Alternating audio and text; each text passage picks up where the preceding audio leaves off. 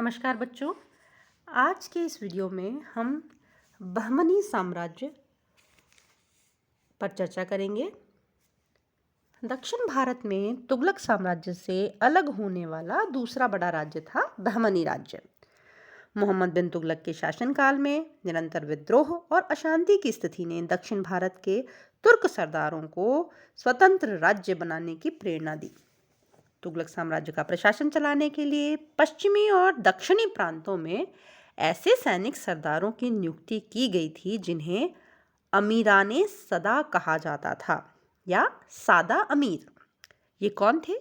ये लगभग 100 गांवों के समूह के प्रशासक थे और पूर्वकालीन इक्तेदारों की तरह ये सादा अमीर न केवल राजस्व वसूलते थे बल्कि सैनिक टुकड़ियां भी रखते थे और स्थानीय प्रशासन की देखरेख भी करते थे।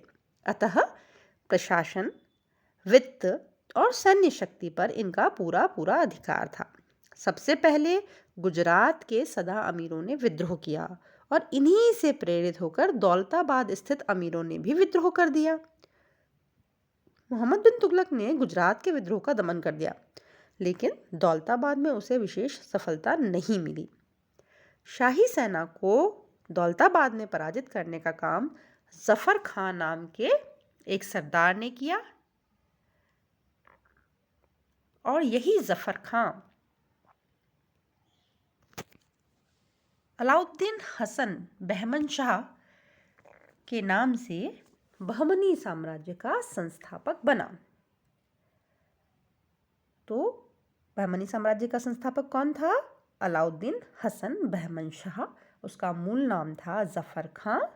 उसने 1346 में मोहम्मद बिन तुगलक के खिलाफ विद्रोह करके अपने स्वतंत्र बहमनी राज्य की स्थापना की और उसने गुलबर्गा को अपनी राजधानी बनाया। राजधानी का नया नाम रखा एहसानाबाद। उसने पश्चिमी समुद्र तट पर दाबुल के बंदरगाह को जीता। साथ ही कोटगिरी, कल्याणी आदि को जीतकर अपने राज्य में मिला लिया। वारंगल के शासक ने भी उसकी संप्रभुता स्वीकार की। इसके अलावा उसने हिंदू प्रजा के प्रति उदार नीति अपनाई और अपने राज्य में जजिया की वसूली पर रोक लगा दी। उसके बाद उसका पुत्र मोहम्मद प्रथम शासक बना, जिसका शासनकाल था 1358 से 1375 ईस्वी। उसने तेलंगाना के शासक को पराजित करके गोलकुंडा का क्षेत्र जीता। उसने विजयनगर के साथ भी युद्ध किया, किंतु यह युद्ध अनिर्णायक रहा। उसकी वास्तविक उपलब्धि प्रशासन व्यवस्था को संगठित करने के रूप में हम देख सकते हैं। उसने अपने बहमनी राज्य को 4 प्रांतों, जिन्हें कि अतराफ कहा जाता था, में बांटा। ये 4 प्रांत कौन कौन से थे? गुलबर्गा, दौलताबाद, बरार और बीदर। और हर अतराफ में एक प्रशासक, गवर्नर या तरफदार की नियुक्ति की गई।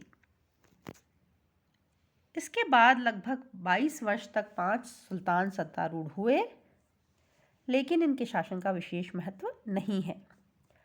अगला जो महत्वपूर्ण शासक है बहमनी वंश का, वह है ताजुद्दीन फिरोज शाह। उसका शासनकाल युद्धों के अलावा सांस्कृतिक प्रगति के लिए भी महत्वपूर्ण है। उसने खेरला के शासक नरसिंह राय को पराजित कर बरार का प्रांत जीता। विजयनगर के शासक देवराय प्रथम को भी पराजित किया और उसे संधि करने के लिए बाध्य किया। इन दोनों के बीच हुए युद्ध को सोनार की बेटी का युद्ध कहा जाता है। आंतरिक नीति में उसने हिंदुओं के प्रति न केवल उदारता की नीति अपनाई, बल्कि उन्हें महत्वपूर्ण प्रशासनिक पद भी प्रदान किए। वस्तुतः प्रारंभ में उसने एशियाई विदेशियों, जिन्हें कि अफाफी कहा जाता था, ईरान, इराक, अफगानिस्तान, उस इलाके से आने वाले लोग, इन्हें अफाफी कहा जाता था। उसने एशियाई विदेशियों को बहमनी साम्राज्य में आकर स्थायी रूप से बसने के लिए प्रोत्साहित किया, किंतु इसका परिणाम घातक सिद्ध हुआ, क्योंकि उसके शासनकाल में स्थानीय सामंत, जिन्हें कि दक्कनी कहा जाता था, ये जो बहमनी साम्राज्य का इलाका है वो दक्कन कहलाता है, अतः यहाँ के स्थानीय सामंतों को दक्कनी कहा जाता था। तो ये जो दक्कनी थे और जो नए आगंतुक सामंत थे अफाफी, उनके बीच संघर्ष होने लगा और अंततः यह संघर्ष ही बहमनी साम्राज्य के पतन का कारण बना, क्योंकि इन दोनों वर्गों के बीच तीव्र दलगत राजनीति और षड्यंत्र होने लगे। फिरोज का शासनकाल सांस्कृतिक उपलब्धियों के लिए भी महत्वपूर्ण है। वह स्वयं एक विद्वान, कवि और सुलेखक था। उसे अरबी, फारसी, तुर्की और इनके अलावा तेलुगु, मराठी तथा मलयालम भाषा का ज्ञान था। उसे धार्मिक विषयों, विज्ञान और दर्शन में भी रुचि थी। स्थापत्य के क्षेत्र में भी उसने मिश्रित स्थापत्य को आश्रय प्रदान किया और भीमा नदी के किनारे पर फिरोजाबाद नाम से एक नए नगर का निर्माण करवाया। यह नवीन नगर भवनों की तकनीक, योजना और मिश्रित स्थापत्य की दृष्टि से विलक्षण है। अगला जो महत्वपूर्ण शासक है बहमनी वंश का, वह है शहाबुद्दीन अहमद प्रथम। इसने गुलबर्गा के जगह पर बीदर को अपनी राजधानी बनाया और राजधानी का नया नाम रखा गया मोहम्मदाबाद। विजयनगर के साथ इसका संघर्ष हुआ। तेलंगाना के शासक को उसने पराजित किया, माहुर के राजा के विद्रोह का दमन किया, मालवा के साथ भी संघर्ष किया, गुजरात पर चढ़ाई की, लेकिन उसे सफलता नहीं मिली। व्यक्तिगत रूप से वह अत्यंत उदार और विनम्र व्यक्ति था। उसके न्याय और धर्मनिष्ठा के कारण उसे अहमद शाह वली या फिर संत अहमद कहा जाता है। कॉम्पिटिटिव एग्जाम्स में महत्वपूर्ण रूप से पूछा जाने वाला ऑब्जेक्टिव है, अहमद शाह वली कौन था? दक्षिण के प्रसिद्ध सूफी संत हजरत गेसु दराज से उसका घनिष्ठ संबंध था, लेकिन उसका शासनकाल अस्थिरता का काल रहा, क्योंकि दक्कनियों और अफाफियों के बीच संघर्ष और तीव्र होता चला गया। उसके बाद आने वाले महत्वपूर्ण शासकों में अगला नाम है अहमद द्वितीय का। अहमद द्वितीय के काल में ईरान से आए व्यापारी महमूद गवां को महत्व मिलना प्रारंभ हुआ और उसे मलिक उत्तुजार यानी कि व्यापारियों में प्रथम की उपाधि मिली। अहमद द्वितीय के बाद हुमायूं शासक बना, जो कि अत्याचारी होने के कारण जालिम या फिर दक्कन का नीरो कहलाता है। हुमायूं के काल में ही महमूद गवां प्रधानमंत्री बना। उसके बाद मोहम्मद तृतीय शासक बना। राज्यारोहण के समय उसकी आयु 9 वर्ष थी, अतः एक संरक्षक परिषद नियुक्त की गई। उस संरक्षक परिषद में उसकी माँ और प्रधानमंत्री महमूद गवां सहित 4 लोग थे और अपने पूरे शासनकाल में इसने महमूद गवां के प्रधानमंत्रित्व में ही शासन किया। और महमूद गवां बहुत ही स्वामी भक्त था, किंतु उसके बावजूद भी अंततः मोहम्मद तृतीय ने ही उसे राजद्रोह के आरोप में मृत्युदंड दिया। अब हम बात करेंगे महमूद गवां की उपलब्धियों की। महमूद गवां की उपलब्धियों पर यूनिवर्सिटी एग्जाम्स में 250 शब्दों में प्राय प्रश्न पूछ लिया जाता है। तो महमूद गवां का परिचय मैं आपको दे चुकी हूँ कि वह ईरान से आया हुआ व्यापारी था। उसे व्यापारियों में प्रमुख यानी कि मलिक उत्तुजार की उपाधि मिली। अहमद द्वितीय के काल में उसका उत्कर्ष प्रारंभ हुआ। हुमायूं ने उसे अपना प्रधानमंत्री बनाया और मोहम्मद तृतीय के काल में वह सुल्तान का संरक्षक और प्रधानमंत्री रहा। उसे ख्वाजा जहां की उपाधि भी दी गई। उसने अपरिमित राजभक्ति से बहमनी राज्य की सेवा की और कुशल कूटनीति और सैनिक नेतृत्व से उसे ऊंचाइयों पर पहुंचा दिया। उसने गोवा को जीता। गोवा विजयनगर का संरक्षित राज्य था और पश्चिमी समुद्र तट का सर्वाधिक प्रसिद्ध बंदरगाह था। प्रशासन के संगठन पर भी उसने ध्यान दिया और बहमनी साम्राज्य को 4 के स्थान पर 8 प्रांतों या अतराफों में विभाजित किया। हर अतराफ पर एक तरफदार की नियुक्ति की गई।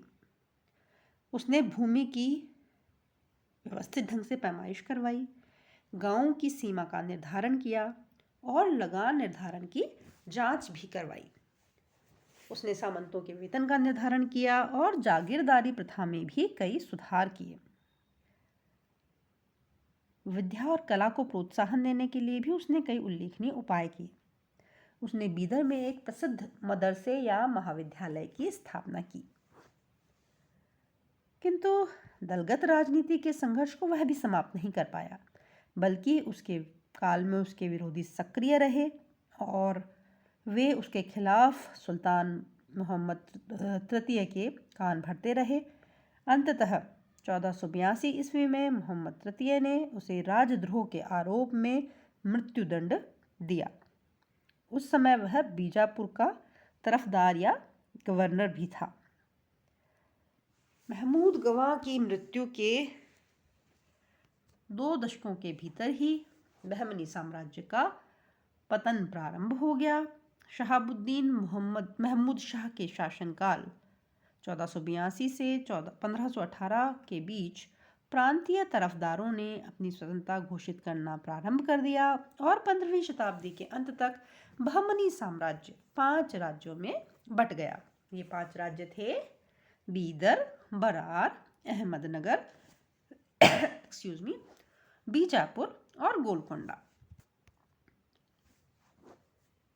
इन 5 राज्यों की राजधानियाँ, उनके संस्थापक और उनके संस्थापक वंश मैंने इस स्लाइड में डिस्कस किए हुए हैं। बरार की राजधानी पहले एलिचपुर और बाद में गाविलगढ़ थी। राजवंश था इसका इमाद शाही वंश और संस्थापक था फतहुल्लाह इमाद शाह, जिसने 1484 ईस्वी में बरार की स्थापना की। दूसरा राज्य था बीजापुर, जिसकी राजधानी नौरसपुर थी। राजवंश था आदिल शाही वंश, संस्थापक था यूसुफ आदिल खां। 1489-90 में इसने बीजापुर की स्थापना की। फिर अहमदनगर का राज्य था, जिसकी राजधानी पहले जुन्नार, फिर अहमदनगर, फिर खिरकी हुई। राजवंश था निज़ाम शाही और संस्थापक था मलिक अहमद। फिर था गोलकुंडा की राजधानी गोलकुंडा ही थी। राजवंश था कुतुब शाही वंश और इसका संस्थापक था कुली शाह, जिसने 1518 ईस्वी में इसकी स्थापना की। बहमनी साम्राज्य से पृथक होने वाला अंतिम राज्य था बीदर, जिसकी राजधानी बीदर थी। राजवंश था बरीद शाही और इसकी स्थापना अमीर अली बरीद ने 1526-27 ईस्वी में की थी। इस प्रकार बहमनी साम्राज्य से पृथक होने वाला पहला राज्य क्या था? वह था बरार और अंतिम राज्य कौन सा था? बीदर। इन 5 राज्यों में भी परस्पर संघर्ष होते रहते थे और साथ ही साथ इनका संघर्ष विजयनगर साम्राज्य से भी चलता रहता था। अंततः इन 5 राज्यों ने अपने परस्पर मतभेदों को भुलाकर 5 में से 4 राज्यों ने विजयनगर के खिलाफ एक संगठित मोर्चा तैयार किया और इसी संगठित मोर्चे ने 1565 ईस्वी में तालीकोट या बन्नीहट्टी के प्रसिद्ध युद्ध में विजयनगर साम्राज्य को बुरी तरह परास्त किया और इसी के साथ विजयनगर साम्राज्य समाप्त हो गया। इस प्रकार इस वीडियो में हमने बहमनी साम्राज्य के उत्थान और पतन को देखा। अगले वीडियो में हम विजयनगर और बहमनी साम्राज्य के मध्य संघर्ष के कारण और परिणामों की चर्चा करेंगे, जिस पर यूनिवर्सिटी एग्जाम्स में निबंधात्मक या 500 शब्दों का प्रश्न अक्सर पूछ लिया जाता है। इसी के साथ ये वीडियो हम यहीं समाप्त करते हैं। धन्यवाद।